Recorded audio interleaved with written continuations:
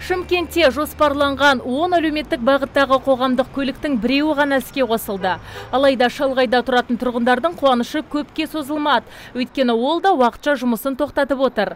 Қазір өзге де әлеуметтік маңызы бар автобус бағыттарының сызбасы әзірленіп қойған. Мамандардың сөзінше, 3-ші мегаполиске қосылған елді мекендерді жеке компания өкілдері қызмет көрсетуден бас тартқан. Сондықтан олар осындай жобаны қолға алыпты. Сондай қалаға жеткізілген су жаңа 30 автобустарда әлі гаражда тұр.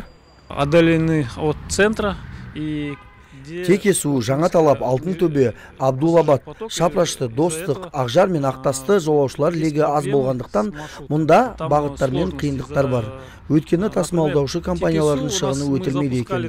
Сөйтіп, бұл елді мекендерге әлеуметтік бағыт негізінде бюджеттен қаражат қарастырылып, субсидияланды. Жеңіске жеткен компания осы шалғайдағы жолаушыларды тасымалдаумен айналысатын болады.